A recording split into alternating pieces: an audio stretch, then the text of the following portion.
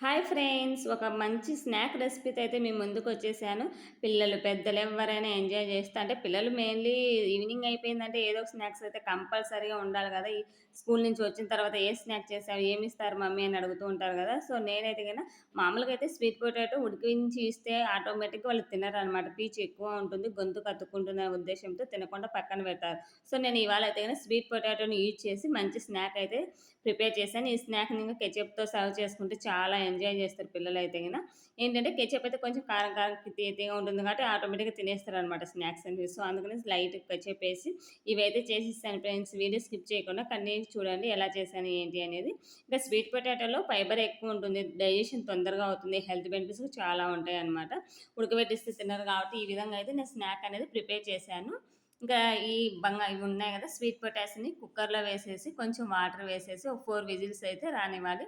తర్వాత ఒక గిన్నె తీసుకొని ఇందులోకి కొంచెం గోధుమ పిండి, కొంచెం మైదా పిండి రెండిటిని అయితే మిక్స్ చేశాను. లేదు మాకు గోధుమ పిండి అంటే గోధుమ పిండే చేసుకోవచ్చు. లేదుకుంటే ఒట్టి మైదాతో అయినా చేసుకోవచ్చు. ఇంక నేను 2 కలిపాననమాట. మరి ఎక్కువ మైదా ఎందుకులే అనేసి ఇంక దాంట్లోకి టేస్ట్‌కి తగ్గట్టు కొంచెం ఉప్పు, నువ్వులు, వాము డైజెషన్ కోసం వాము కంపల్సరీగా వాడండి ఇలాంటి స్నాక్స్ చేసినప్పుడు. అలాగే కొంచెం కారం, పసుపు, ఆయిలు ఇవన్నీ వేసేసి మంచిగా మన చపాతీ పిండి ఎలా కలుపుకుంటాం సేమ్ అలాగే కలిపేసుకొని బాగా నాననివ్వాలనమాట. 1-1 ½ అవర్ అంటే ఈవినింగ్ కోసం కాబట్టి ఆఫ్టర్‌నూన్ కలిపి పెట్టుకుంటే మనకు సరిపోతుంది ఇదైతే ఈ విధంగా కొంచెం కొంచెం వాటర్ వేసేసి ఈ విధంగా చపాతీ ముద్దలా కలిపేసి పక్కన పెట్టేసుకోవాలి. ఇది నానేలోపు మనం ఇంతవరకు ఉడికించుకున్నాం కదా స్వీట్ పొటాటోస్‌ని అవి తీసేసుకొని వాటిపైన తోలు ఉంటుంది కదా! అది మొత్తం తీసేసేయాలన్నమాట. చూసారు కదా పీచు ఎలా ఉంటుందో. సో, ఈ పీచు ఉండడం వల్ల అది కాక గొంతుకు అతుక్కుంటదనేసి పిల్లలు చాలామంది అవాయిడ్ చేస్తారన్నమాట ఇవి తినడానికి. నేనైతే ఎలాగోలా ఏదో ఒకటి చేసి అయితే మా పిల్లలకి చేసి ఇస్తూ ఉంటాను. సో, ఇంతకుముందు కూడా దీంతో బొబ్బట్లులాగా చేసి ఇచ్చానన్నమాట. ఆ రెసిపీ షార్ట్‌లో అప్‌లోడ్ చేశాను. బట్ ఇంక ఇలా అంతా తీసేసిన తర్వాత స్వీట్ పొటాటోస్ వేసి కొంచెం కొత్తిమీర, ఉప్పు అండ్ కారము వేసేసి ఇవన్నీ మెత్తగా మంచిగా కలిపేసుకోవాలనమాట. ఇలా అయినా కలిపేసుకొని లేదంటే మిక్సీ అయినా పట్టేసుకోండి. కొంచెం లైట్‌గా గరం మసాలా లేదా జీరా పొడి ఈ రెండిట్లో ఏదో ఒకటి యాడ్ చేసుకోండి. కొంచెం ఫ్లేవర్ బావుంటుందనమాట. మసాలా ఫ్లేవర్ లాగా వస్తుంది. సో, అందుకనేసి ఇలా మెత్తగా అయితే కలిపేసుకోవాలి. ఎక్కడే గాని ఉంటలుంటలు లేకోకుండా మెత్తగా పిండిలాగా స్మాష్ అయిపోవాలి.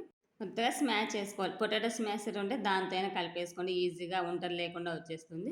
సో, ఈ విధంగా కలిపి పెట్టుకున్న స్వీట్ పొటాటోస్ పక్కన పెట్టి, మనం పిండి అయితే ఇంతకుముందు నానబెట్టి పెట్టుకున్నాం గదా! ఇలా నానబెట్టుకున్న పిండిని తీసేసుకొని, ఒక 3 బాల్స్ లాగా చేసేసుకోవాలి. మన సమోసా ఎలా చేస్తాం అలాగా సేమ్ ప్రాసెస్‌లోనే ఒట్టి పిండి వేసేసుకొని చాలా పతలాగా చేసుకోవాలి ఫ్రెండ్స్. అప్పుడే మనకి క్రిస్పీగా వస్తుంది.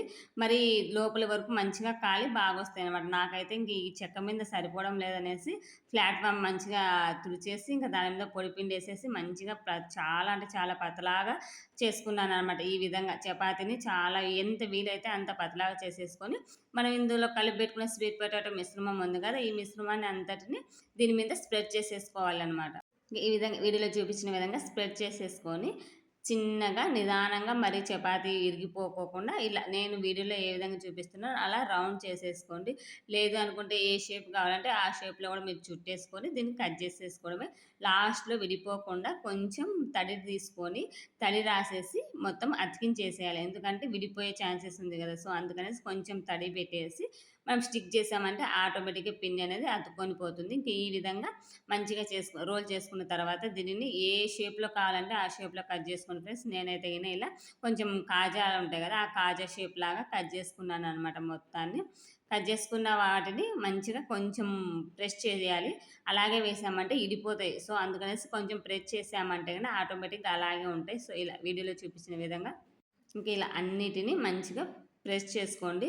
లేదు అనుకోకుంటే ఏ షేప్ కావాలంటే ఆ షేప్‌లో మీకు నచ్చిన షేప్‌లో అయితే చేసుకోండి. నేనైతే ఈ విధంగా కొంచెం కాజాలాగా చేసేసుకొని వాటిని కొంచెం ప్రెస్ చేసుకున్నాను. ఇంకా మనం డీప్ ఫ్రై చేసుకునేటప్పుడు ఇడిపోకుండా మంచిగా రావాలి గదా! సో, అందుకనేసి ఈ విధంగా చేశాను. ఇంకా దీనికోసం అయితే డీప్ ఫ్రైకి ఆయిల్ పెట్టేసుకోవాలి.